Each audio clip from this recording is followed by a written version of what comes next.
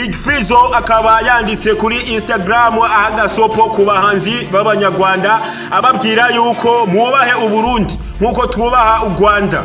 Guys, munyumvirize guys, ntimucikwe n'ikintu na kimwe muvyo niko ndababwira. Mumve yuko umusaza yashavuye uwo bitwa Big Fizzo cyangwa Big Farias Mugani Desire. Guys, nyitwa Jafari cyangwa nyite promoter bivanye nuko vyumva cyangwa uko bitahura.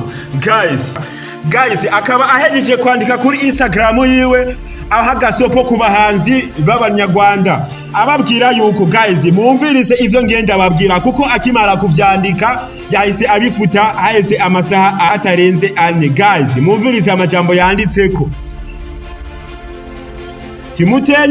Mutenyenye mugende gatke kuko umuziki w'Uburundi wageze ku rundi rwego. Umuziki w'Uburundi urabafise mwebwe abanyarwanda kandi nawe murabizi. Guys, munyumvirize ntihagire n'umwe acikwa mu byo niko ndavuga, kuko akimara kuvyandika kuri Instagram haciyahera amasahane ahita arabisiba byose yabifuse.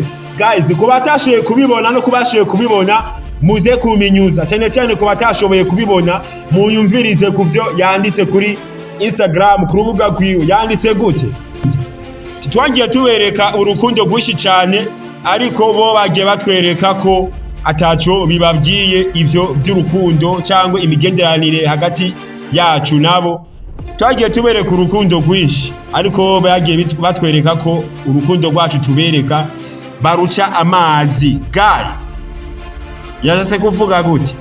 Akaba yaciye yandika yongera ko andi amajambo avuga yuko ati Medi de Beni barubaha umuziki w'Uburundi. Sinzi yuko aba artiste bato abasani bato botokubaha umuziki w'Uburundi, kandi abari jeni abami b'umuziki w'u Rwanda bubaha umuziki w'Uburundi. Guys, abantu rero bato mu muziki w'u Rwanda mumviraho impanuro ngaha maya amajambo yanditse